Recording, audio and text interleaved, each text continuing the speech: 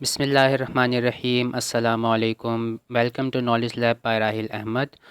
और आज जो हम पेपर करेंगे discuss, it is class 11th chemistry paper from federal board 2018। Past paper है ये और उसके एमसीक्यूज़ का सोल्यूशन आज की वीडियो में डिस्कस करेंगे। पास पेपर 1 है ये।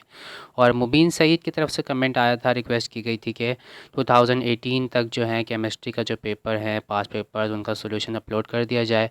तो मैंने एमसीक्यूज़ का सोल्यूशन जो है 2018 तक कोशिश करके फ़ाइनली जो है वो अपलोड कर दिया है। इसका एक पेपर 2 भी होता है, मतलब हर साल के, मैंने जैसा कि मैंने आपको पिछली वीडियोस में भी बताया था कि हर साल के लिए जो पास पेपर्स होते थे उसमें हमारे पास 2 वर्जन्स अवेलेबल होते थे।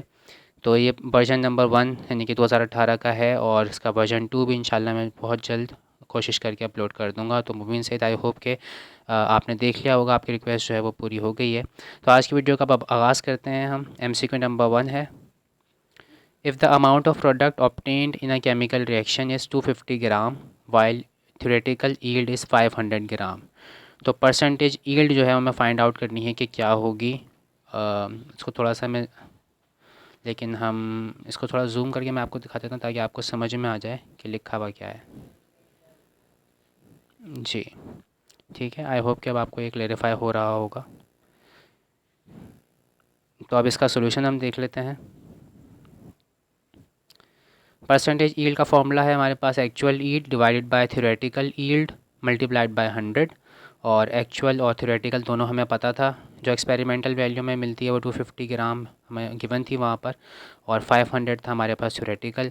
तो दोनों का हमने डिवाइड करके मल्टीप्लाई बाय 100 किया तो 50% आएगा हमारे पास आंसर। तो 50% इस तरह से आप कैलकुलेट कर लेंगे।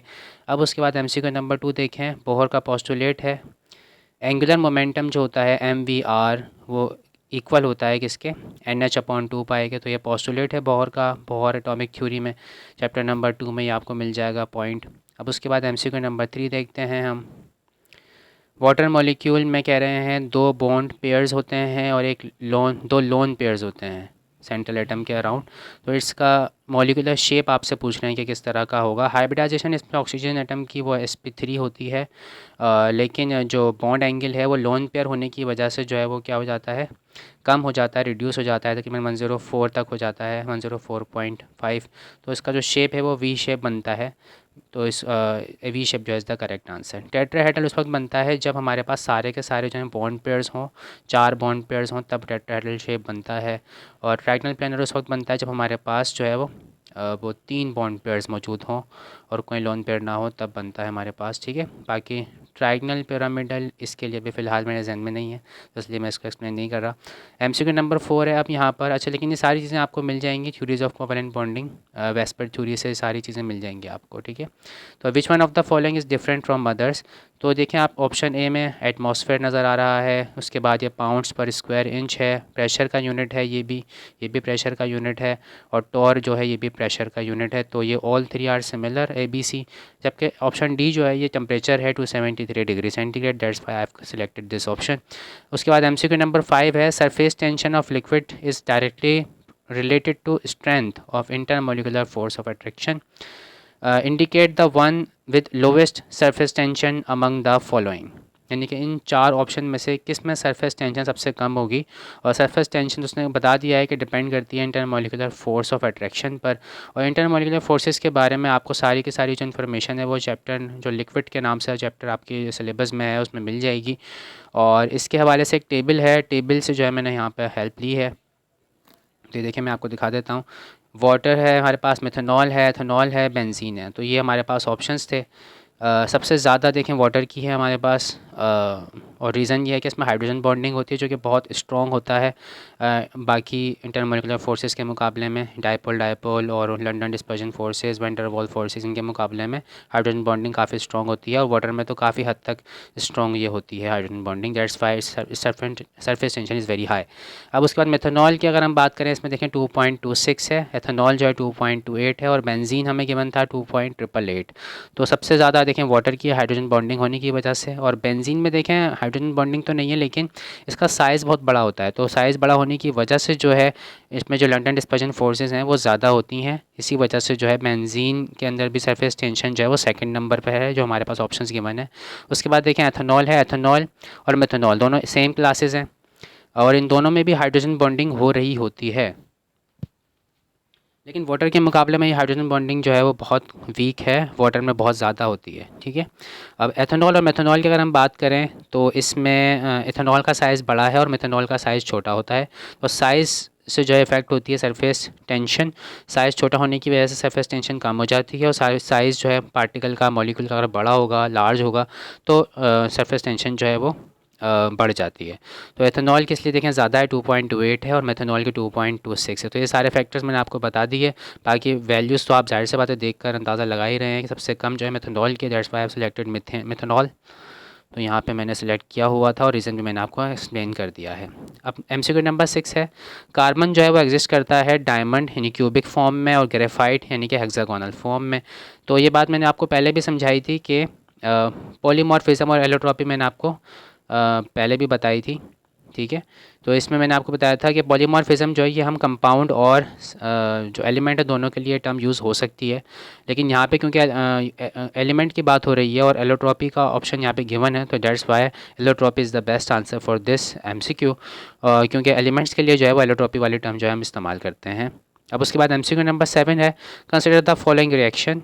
इसमें नाइट्रोजन मोनोऑक्साइड जो है रिएक्ट कर रहा है ओजोन के साथ, और साथ में नाइट्रोजन डाइऑक्साइड बन रही है प्रोडक्ट साइड पे, और ऑक्सीजन गैस बन रही है। अब इस रिएक्शन के लिए रेट इक्वेशन हमें दी हुई है, रेट इज़ इक्वल्स टू के टाइम्स नाइट्रोजन मोनोऑक्साइड की कंसनट्रेशन है, उसके बाद फिर ओजोन की कंसनट्रेशन है। अब दोनों के साथ लीनियर रिलेशनशिप है, डायरेक्ट रिलेशनशिप है, ऑर्डर 1 है NO के लिहाज से, और O3 के लिहाज से भी ऑर्डर 1 है। अब स्टेटमेंट आपसे पूछ रहे हैं वो कि कौन सी जो है वो फॉल्स है, या गलत स्टेटमेंट पूछ रहे हैं कि कौन सी होगी, नॉट करेक्ट। तो ऑप्शन है, reaction is of first order with respect to NO। तो NO के लिहाज से देखें फर्स्ट ऑर्डर है, क्योंकि कोई पावर नज़र नहीं आ रही है, मैं इसका मतलब 1 है by default. Order reaction is of first order with respect to ozone, yes, ozone भी मौजूद है कंसनट्रेशन, और इसकी पावर भी देखें यहाँ पे हमारे पास नज़र आ रही है। कुछ नहीं लिखा हुआ तो इसका मतलब 1 है।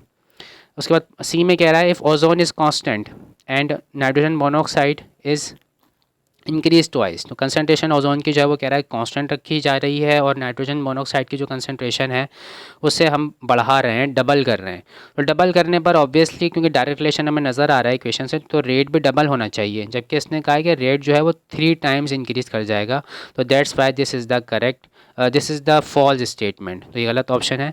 अब उसके बाद हमसे पार्ट डी भी देख लेते हैं इसका। लेकिन इसमें कह रहा है नाइट्रोजन मोनोऑक्साइड जो है ये कांस्टेंट है। इसको मैं थोड़ा सा जूम करने की कोशिश करता हूँ, जिसमें कह रहे हैं नाइट्रोजन मोनोऑक्साइड की जो कंसनट्रेशन है वो कांस्टेंट है, और ओजोन जो है उसे हमने डबल कर दिया है। तो रेट ऑफ रिएक्शन जो है वो भी कितना हो जाएगा, वो भी हमारे पास डबल हो जाएगा। देखिए, तो ये नीचे वाली स्टेटमेंट, ऑप्शन डी वाली स्टेटमेंट बिल्कुल सही है, और सी वाली स्टेटमेंट जो है गलत है। तो that's why I have selected C. चलें जी, अब एमसीक्यू नंबर 8 की तरफ चलते हैं। pKa values of different acids are given below. Different values हमें गिवन है pKa की, और एसिड डिसोसिएशन कांस्टेंट होता है Ka। और अगर सिर्फ Ka होता तो जितनी ज़्यादा लार्ज वैल्यू होती है Ka की उतना ही स्ट्रॉन्ग एसिड होता है, लेकिन pKa की अगर हम बात करें तो ये नेगेटिव लॉगरिथम होता है। तो इसी वजह से जो है इसमें जितनी स्मॉल वैल्यू होगी उतना ही ज़्यादा स्ट्रॉन्ग एसिड होता है हमारे पास। तो यहाँ पे सबसे स्मॉल वैल्यू देखिए माइनस में 10 है, दैट्स वाई जो स्ट्रॉन्गेस्ट एसिड होगा वो कौन सा होगा, -10 वाला ऑप्शन जो है करेक्ट होगा। तो indicate the strongest acid among them. तो ऐसा एसिड जिसकी वैल्यू जो है वो -10 होगी गिवन ऑप्शन के मुताबिक, तो इसमें जो है वो स्ट्रॉन्गेस्ट होगा। ठीक है, बाकी आपको टेबल भी बुक में मिल जाएगा, वहाँ पर सारी लाइन्स वगैरह जो बातें मैंने बताई सब लिखी हुई हैं वहाँ पर। उसके बाद एमसीक्यू नंबर 9 देखें, the rate of chemical reaction is measured in. तो रेट ऑफ केमिकल रिएक्शन का जो यूनिट है वो केमिकल काइनेटिक्स चैप्टर में आपको मिल जाएगा, स्टार्टिंग में ही है। तो मोल पर क्यूबिक डेसीमीटर पर सेकेंड, यानी कि कंसनट्रेशन पर कंसनट्रेशन अपॉन टाइम होता है, तो रेट, तो इसलिए जो है मोल पर डीएम क्यूबिक कंसनट्रेशन के लिए मोलर कंसनट्रेशन हो गई, और टाइम के लिए हमारे पास ये सेकेंड इनवर्स आ गया।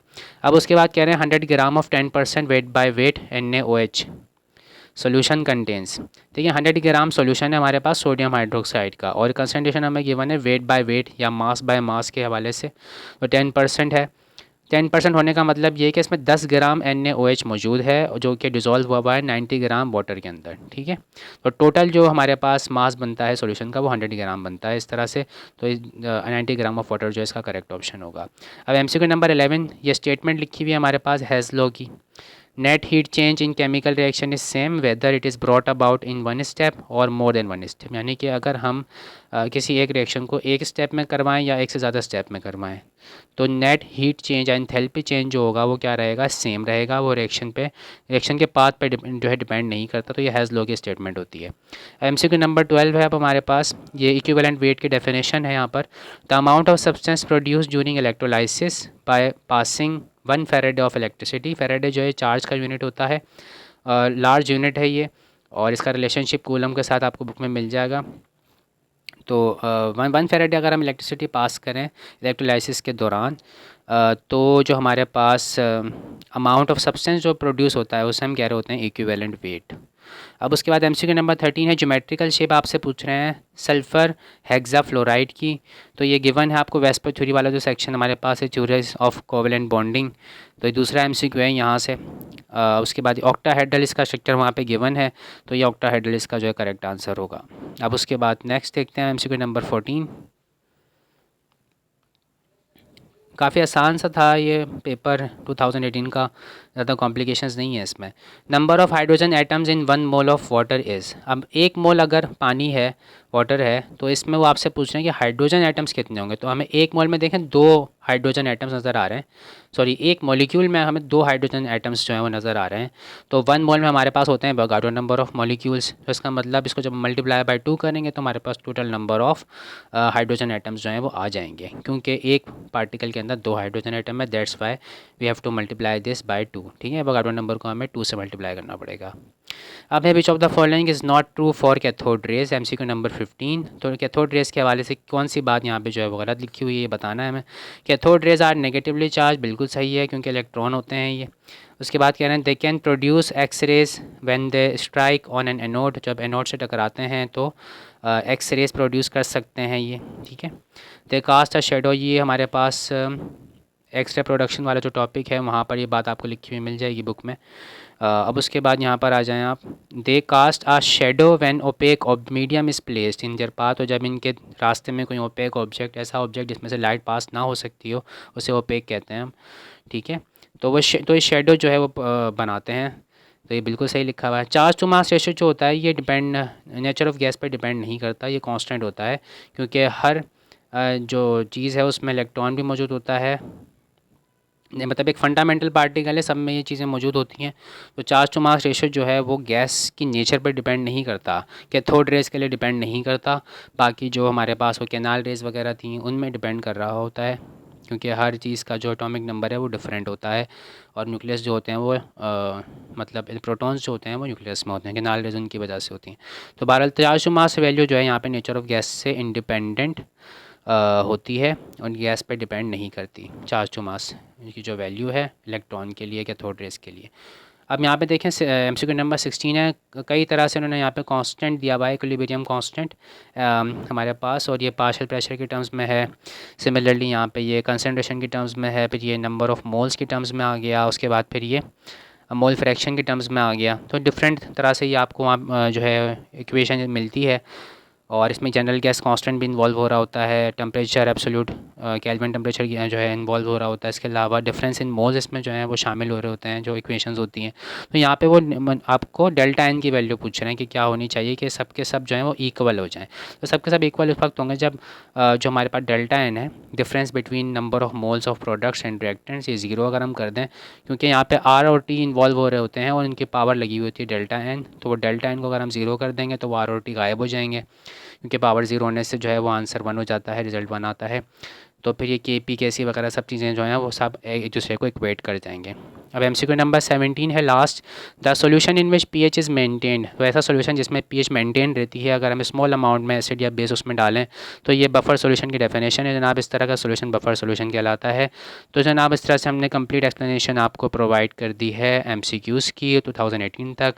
तो थैंक्स फॉर वॉचिंग, लाइक करें वीडियो को, शेयर करें, सब्सक्राइब करें, और आप अपनी राय का भी इजहार कर सकते हैं। और अगर आपकी कोई रिक्वेस्ट है जैसे कि मुबीन सईद ने की और हमने उसको किसी न किसी तरह जो है वो पूरा करने की कोशिश की, आई होप कि हम कामयाब हो गए हैं। और आप भी जो है अपनी तरफ से कोई रिक्वेस्ट अगर हम चाहें तो भेज सकते हैं फिज़िक्स केमिस्ट्री या मैथ्स के हवाले से कि आपको कौन से टॉपिक पे जो है वो वीडियो देखना चाहते हैं। वो टॉपिक आप हमें लिख कर भेज सकते हैं। किस बुक से जो है अगर अगर किसी कोई पर्टिकुलर बुक से अगर आप चाहते हैं कि वो एक्सप्लेन किया जाए आपको, तो वो भी आप हमें बता सकते हैं, तो वहाँ से भी आपको एक्सप्लेन कर दूँगा। तो थैंक यू सो मच। आज की वीडियो में इतना ही। अल्लाह हाफ़िज़। अपना ख़्याल रखें।